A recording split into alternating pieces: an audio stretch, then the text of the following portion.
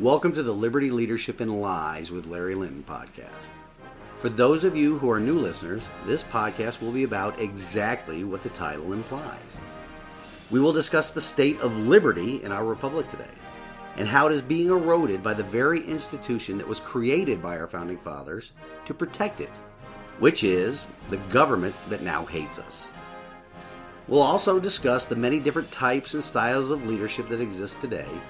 But more frequently, we'll talk about how our republic is best served by true servant leadership in elected office. On the topic of lies, we will discuss the many pervasive lies that are told in society today, and not only by our government, but their willing partners in the news media, social media, and tech sectors. These lies, they're designed to rob us of our liberty and destroy our trust in and reliance on the founding principles of our nation and its Constitution. I will also use a portion of each episode to discuss my election campaign to represent Tennessee's House of Representatives District 12. And what I hope to accomplish with my campaign is just basically a couple of things. I want to bring to Nashville an example of what following an oath to the Constitution looks like. And this is based upon my 30 years of service to our nation in the United States Navy. Additionally, once I am in Nashville, I would like to restore the state's role as the creator of and the parent to the federal government. What a lot of people don't realize is that our federal government is not a party to our Constitution, but it is a product of the Constitution. And this Constitution is a charter between all of the states that empowers the federal government with certain and extremely limited powers, such as providing for the common defense and to regulate trade.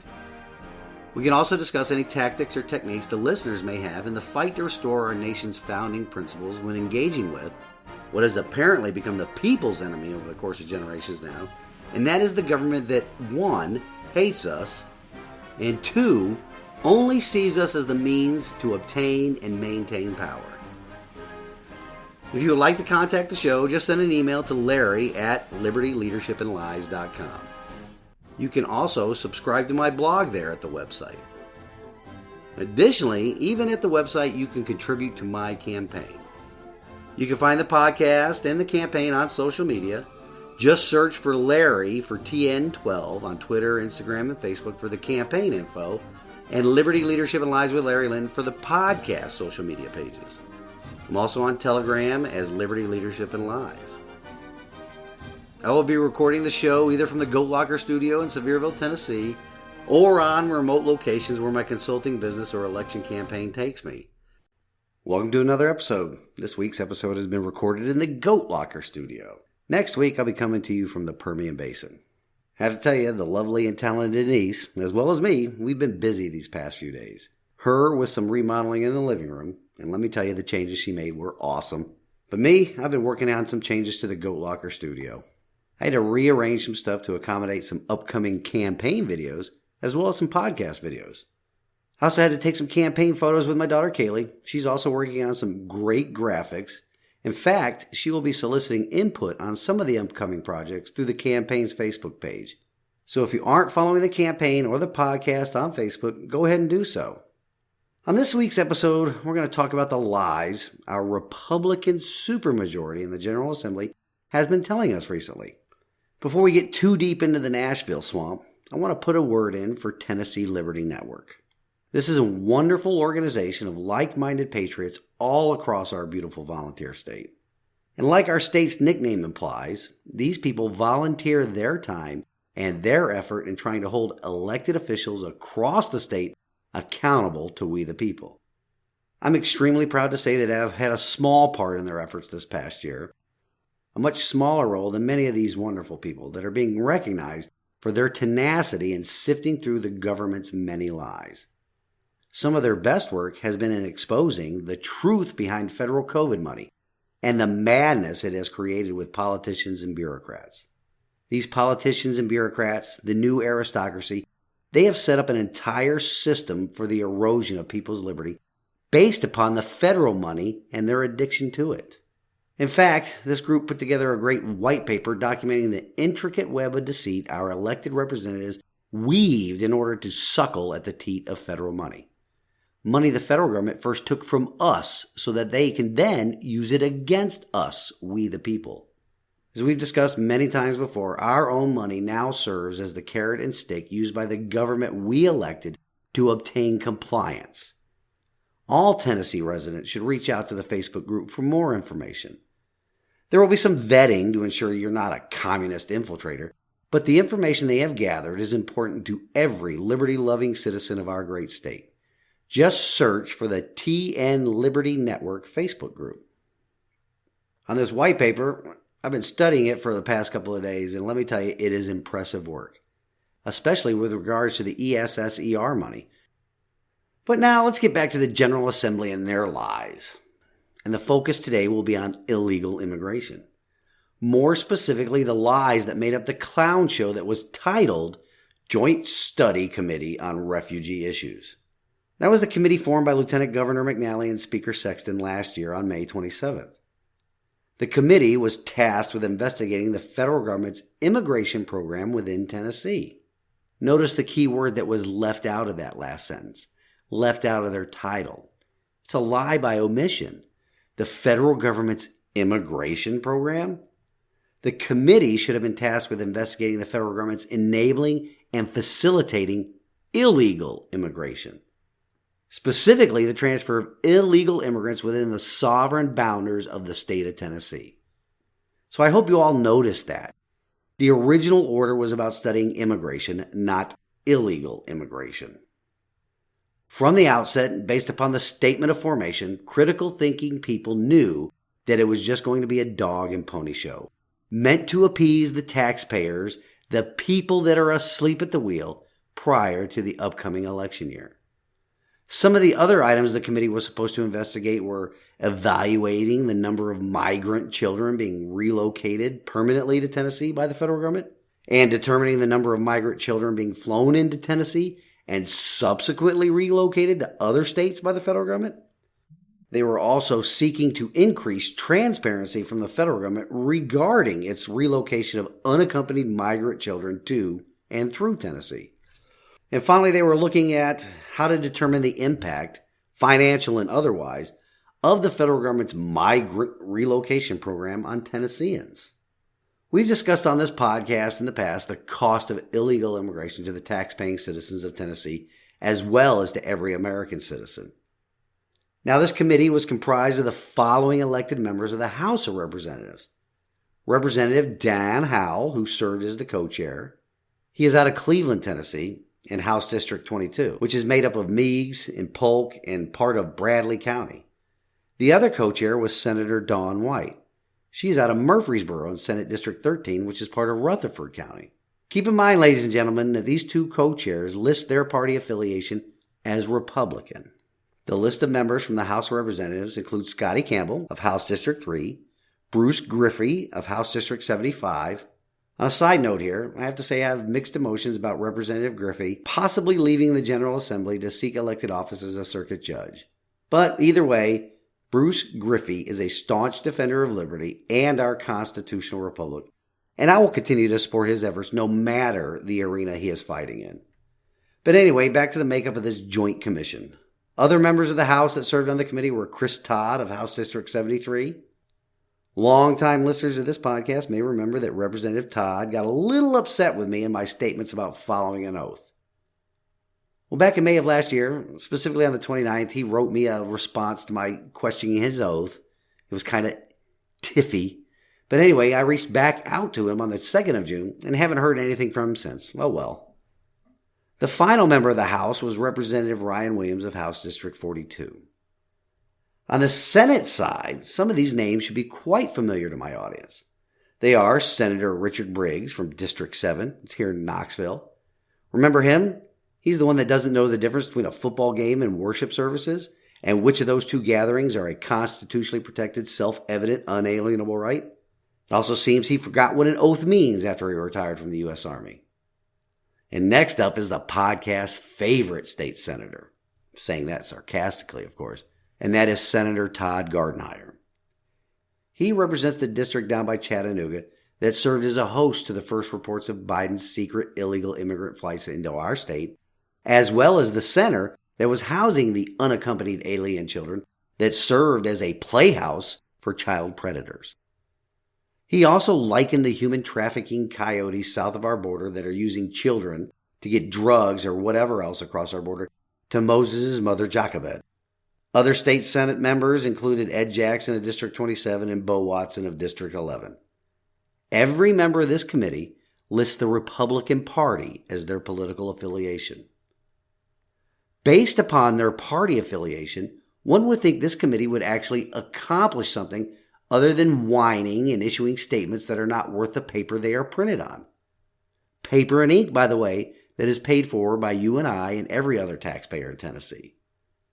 The following statement comes right from the Republican Party of Tennessee's platform. Quote, "We dedicated this platform with admiration and gratitude to all who stand strong in the face of danger so that the American people may be protected against it, the men and women of our military, of our law enforcement, and our first responders, of every community in our land and their families." Unquote. Wow, seems like pretty bold words, right? The platform then goes on to state that they believe in the Constitution as our founding document, and that it was written not as a flexible document, but as their enduring covenant. There are also words in their platform that they believe in our constitutional system, which created federalism, and that it must be preserved uncompromised for future generations. Uncompromised is actually in there. Granted, the document on the state's GOP website was written in 2016, and I would not doubt at all the fact that there is an updated platform out there. Based upon the party's unmitigated complacency here in the reliably red state of Tennessee, they don't update their website very often. But let's address the party's accessible platform document and compare it to the findings and recommendations of the Joint Committee. I do have to let everyone know that Representative Griffey has gone on record as stating that he did not help write the final recommendations and that he authored a separate statement containing his own recommendations, which you can find on his website.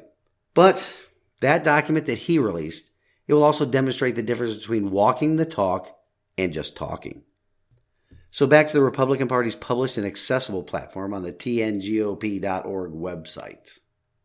In the subject titled A Rebirth of Constitutional Government, some of the contradictions jump out of the document at you. Right off the bat, it states, "We the people. We are the party of the Declaration of Independence and the Constitution." Well, one only has to look at Governor Lee's unconstitutional mandates during the pandemic and his subsequent executive orders, as well as our General Assembly sitting idly by while judges legislate from the bench. Doesn't sound like the party of the Declaration of Independence and the Constitution to me, but we're going to stick with the Joint Committee report here. During the committee's first meeting on June 18th of last year, they accomplished much of what you would expect them to accomplish, which was not much of anything. Some opening statements by both of the co-chairs and a bit of testimony. A testimony provided by Jamie Shanks from the Office of Legal Services, much of which was designed to show, based upon federal law, how each state's hands were tied in this situation. Really? Just another example of how this state and every other state has abdicated its responsibility to keep the federal government in check. That is exactly how our federal Constitution is designed. Remember, the U.S. Constitution is an agreement between the states to create a federal government, a central government with extremely limited powers. So the Republicans on this committee, as well as the attorney representing the Office of Legal Services for the General Assembly. Now, truth be told, I don't know if Ms. Jamie Shanks is a Republican or a communist, but she is an attorney that should have a passing knowledge of the Constitution. None of these people seem to be part of a political party that claims it is the party of the Declaration of Independence and the party of the Constitution. Yeah, let's get back to that Republican Party platform. It further states that it reaffirms the Constitution's principles of limited government, separation of powers, individual liberty, and the rule of law. When the federal government is breaking its own laws, as well as encroaching upon the liberties of U.S. citizens, and more specifically citizens of this state, Tennessee, one would think the members of the Tennessee Republican Party, based upon its own bylaws and publicly stated platform, would do whatever is necessary to enforce the rule of law, as well as protecting the citizens. Do you think this joint committee, comprised only of Republicans, would or did do that? We'll see as we get deeper into that final report. Further down in the party's platform document, it discusses they are the party of ensuring the protection of the citizens' Fifth Amendment rights under the Constitution. Well, part of that amendment states, in discussing individual rights, nor be deprived of life, liberty, or property without due process of law, nor shall private property be taken for public use without just compensation. Isn't that the very thing that is happening when the federal government is facilitating the relocation of illegal aliens into our communities, our liberty in the form of our sweat equity, and using our infrastructure such as roads, hospitals, etc., built with our sweat equity, using employees and contractors paid with our sweat equity? These Republican committee members sure aren't working hard at that, are they? Then we get to the key, in my opinion, component of the Republican Party's platform statement when it discusses the 10th Amendment to the Constitution. It states that federalism is the foundation of personal liberty. Now, I'm quoting right from the document. Every violation of state sovereignty by federal officials is not merely a transgression of one unit of government against another. It is assault on the liberties of individual Americans. Now, how can they put this down on paper, ensuring that members seeking elected office as a member of the Republican Party, and yet stand by when the federal government routinely violates that amendment? Well, not exactly stand by, and we'll get into that a bit later. But what they did is akin to an old phrase we used in the Navy. They are just pissing up a rope, which means to do something totally futile or pointless, to waste one's time doing something that will not come to pass. Now, if the effort is valiant, more than just words, I could understand. In the case of elected officials, it isn't just pissing up a rope, it's lying. It's going through the motions just to be seen going through the motions, especially knowing that these elected officials, will do exactly nothing when it comes to the oaths they say and the political party platforms they say they support. Wow, I'm just getting worked up again, which is something I'm prone to do when I'm lied to, and the end result is the erosion of my liberty and the liberties of my fellow Americans. But let's continue on with the Joint Committee's so-called work on refugee issues. Again, having that word in the title of the committee lets everybody know that whatever work it will do will be just another set of artful lies by the political class. Let's move on to the committee's second meeting, which happened on July 13th of last year. Tennessee's senior U.S. Senator, Marsha Blackburn, gave remarks at this meeting. While there, she spoke about legislation that she and Senator Hagerty introduced in the U.S. Senate.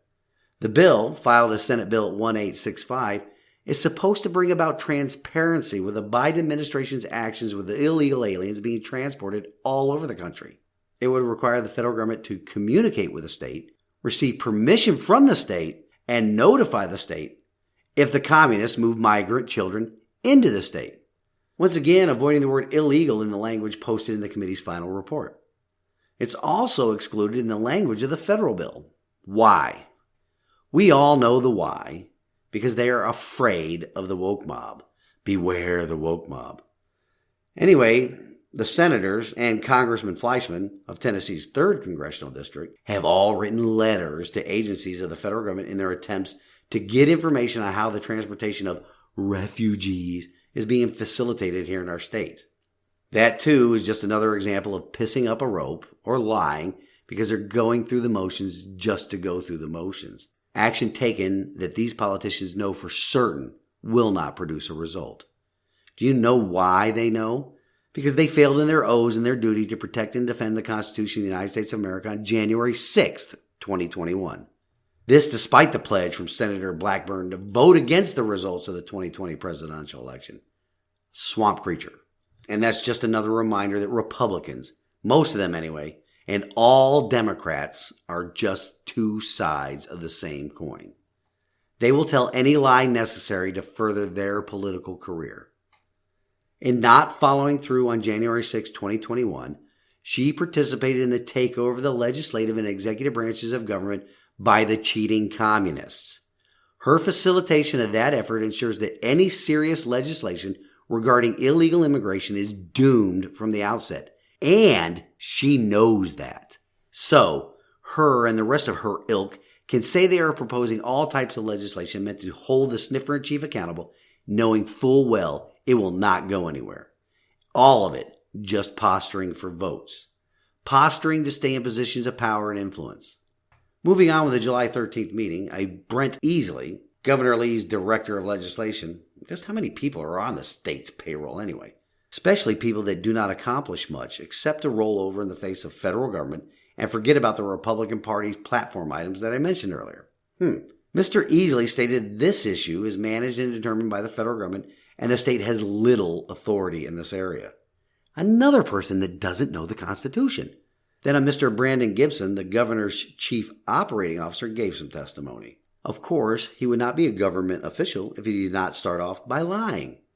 In his testimony, he stated that Governor Lee's office was alerted about overnight flights of children into the Chattanooga area on May 20th or 21st, which is absolutely not true. I contacted the governor's office on the 9th of April about these reports. Either the governor and his office lied, or he and his office have me on auto-delete when emails are received. I'm quite sure, though, that I am not the only one who was contacting the governor in April about the flights of illegal immigrant children that were landing in our state in the middle of the night. Mr. Gibson further stated that law enforcement agencies also had received calls about these flights, and that they had reached out to the commies in D.C. about them. Of course, they didn't receive any response. Totalitarian regimes do not feel that they have to answer the concerns of people in flyover Tennessee. Another one of the reasons that these commies feel that they do not have to answer is because they know that they have a bunch of rollover Republicans, Transpublicans, running things here in Tennessee. On May 21st, gee, isn't that date a coincidence? May 21st, Peppermint Patty at the White House acknowledged they were transporting what her and the rest of the communists euphemistically call unaccompanied children through, not to, Tennessee. But they're doing it because of its geographically central location in the country, she said. Smoke and mirrors. Through, not to. Peppermint Patty makes the admission on or about the same day the governor reports first hearing about this happening in Tennessee. I hope you are all starting to see how easily our government lies to us, and not just the federal government, our state's elected leaders. It's as easy to them as breathing. Further along in Mr. Gibson's testimony is another telling bit of information. After federal officials forwarded some policies to Mr. Gibson, he asked them why local law enforcement is not notified about an unaccompanied child when they're released in their district. Are you ready for the answer? Here it comes. The feds reported that states are not notified when an unaccompanied child, illegal immigrant, is released, and they do this to protect the confidentiality of the child. States are not notified when they are released to a sponsor within the state. Why do you think that is? Of course, it's because the sponsor is here illegally too. The committee held a couple of more meetings, concluding their work this past November. You want to know what the end result of their work was? Well, just more bleedings from the sheep our General Assembly has allowed themselves to be turned into by generations of federal overreach. It is pathetic that every state in our glorious republic has been reduced to 50 Oliver Twists, asking Uncle Sam, "Please, sir, may I have some more?" They have allowed the federal government to reverse its intended role, and they will continue to do so as long as there exists federal funding that first comes from the sweat equity of the citizens. Anyway, here are some of the committee's recommendations. They want to issue a resolution calling upon the federal government to seek approval from the state prior to the location of unaccompanied children within our state's borders. There's that unaccompanied children again. Well, they just come out and say illegal immigrants, and you think the federal government's going to listen to them? They also expressed support for the Migrant Resettlement Transparency Act introduced by Senator Blackburn and Senator Hagerty. Migrant Resettlement Transparency. Why don't they just call it what it is, people? It's illegal immigrants. They also made some recommendations for changes in the licensing criteria for the facilities and entities that engage in housing illegal immigrant children. But anyway, this whole committee's report It's all talk, no action. I'm also sure there were additional costs associated with the work, if you want to call it that, this committee did since its formation that wasn't budgeted for. More taxpayer money for the typical activity of our elected officials. That's our sweat equity at work, ladies and gentlemen. In modern America, there is nothing so well designed to squeeze money out of our pockets to waste than the government we apathetically elected. Again, as we close the show every week, we do so with something from God's Word. This week it comes to us from Psalm 5:9. Not a word from their mouth can be trusted. Their heart is filled with malice. Their throat is an open grave. With their tongues they tell lies. When people that serve in elected office to be a servant leader and to represent their constituents' interests, and they end up lying to those very same people, what other conclusion can we come to other than their heart is filled with malice towards us? I often state on this program and post on social media the hashtag #OurGovernmentHatesUs. Why else would they lie to us? Why else would they make campaign promises only to break them and giving us very poor excuses on why they broke those promises? Well, I can promise you this.